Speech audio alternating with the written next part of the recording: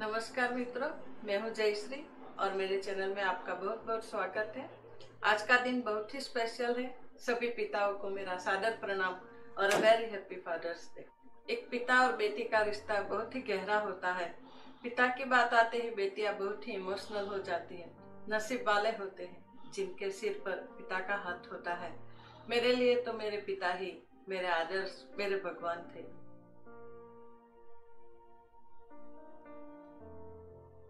जन्म दिया है अगर माँ ने, जन्म दिया है अगर माँ ने, जाने का जिससे जग वो पहचान है पिता, जाने का जिससे जग वो पहचान है पिता।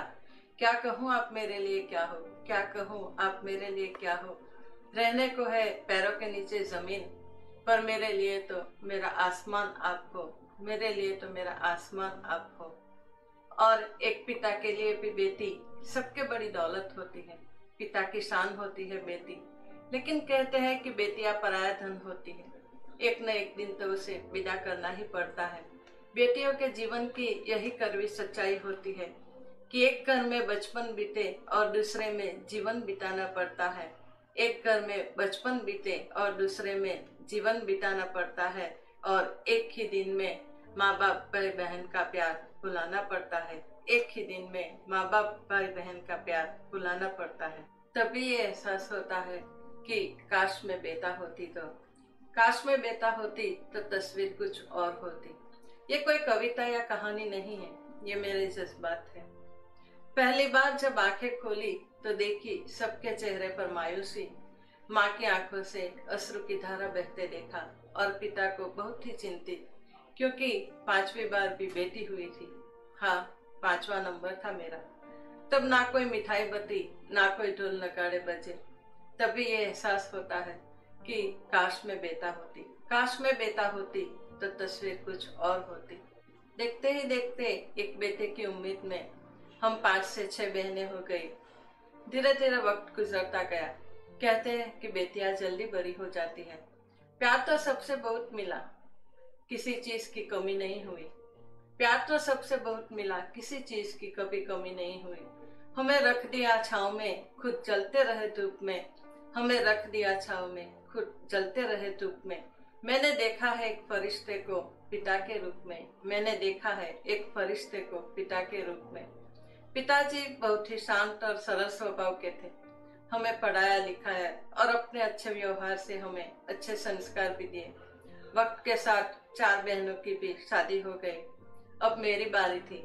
मेरी कॉलेज की पढ़ाई खत्म होते ही मेरी शादी करा दी। आगे पढ़ना चाहती थी मैं, आगे पढ़ना चाहती थी मैं। माता पिता का सहारा बनना चाहती थी, लेकिन उस वक्त मुझे पिताजी को अपनी जिम्मेदारी से मुक्त कराना ही सही लगा। कौन जी सका है जिंदगी अपने मुताबिक, कौन जी सका है जिंदगी अपने मुताबिक। हम चाहते कुछ और है और होता कुछ और है। तभी ये एहसास होता है कि काश में बेटा होती तो, काश में बेटा होती तो तस्वीर कुछ और होती। कहते हैं ससुराल ही बेटी का असली घर होता है। फिर क्यों रोता है जमाना उसकी विदाई पर। जब एक बेटी की विदाई होती है तो सबसे ज्यादा एक पिता रोता है। जब पार्वती जी की विदाई हुई तो पर्वतराज हिमालय जैसा पत्थर भी रो दिया। एक पिता बेटी से कुछ नहीं चाहता, वो हमेशा यही चाहता है कि उसकी बेटी ससुराल में हमेशा खुश रहे।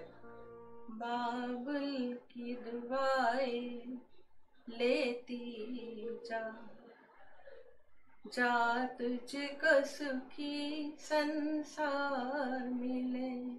मैं के की कभी ना याद आए, ससुराल में इतना प्यार मिले। बाबुल की दुआएं लेती जा, जा तुझको सुखी संसार मिले। एक बेटी का पिता हाथ जोड़ के बेटी के ससुराल वालों से कहता है कि आज से मेरी अमानत आपको सौंप रहा हूँ, उसका ख्याल रखना, उसे खुश रखना। उससे कभी गलती हो जाए तो उसे माफ कर देना। मैंने भी अपने पिताजी को हमेशा हाथ जोड़ के विनती करके देखा है, बेटियों के पिता जो थे। तभी ये एहसास होता है कि काश में बेटा होती तो, काश मैं बेटा होती तो तस्वीर कुछ और होती। दिल पर पत्थर रखकर पिताजी ने मुझे परदेश अपने ससुराल भेज दिया। एक हाथ से कई रिश्ते छूटे और दूसरा हाथ कई रिश्तों के लिए आगे बढ़ाना पड़ा। एक हाथ से कई रिश्ते छूटे और दूसरा हाथ कई रिश्तों के लिए आगे बढ़ाना पड़ा। मैं भी अपनी गृहस्थी संभालने में व्यस्त हो गई। जमाना नहीं था वो व्हाट्सएप और वीडियो कॉल का, जमाना नहीं था वो व्हाट्सएप और वीडियो कॉल का। घर से ही हालचाल पूछ लेते थे हम। जाते थे हम 7-8 साल के बाद देश, जाते थे हम 7-8 साल के बाद देश। पिताजी अक्सर पूछते थे, बेटी तू खुश तो है ना? बिना बताए ही वो मेरी हर बात जान जाते थे। एक बार पिताजी ने बात बात में मुझे कहा कि काश तू बेटी की जगह बेटा होती तो कितना अच्छा होता। तभी मुझे एहसास हुआ कि माँ बाप क्यों एक बेटा चाहते हैं, ताकि उनके बुढ़ापे का सहारा बन सके। तभी ये एहसास होता है कि काश मैं बेटा होती, काश मैं बेटा होती तो तस्वीर कुछ और होती। अब पिताजी की भी उम्र हो गई थी। कैंसर की बीमारी ने उनको घेर लिया।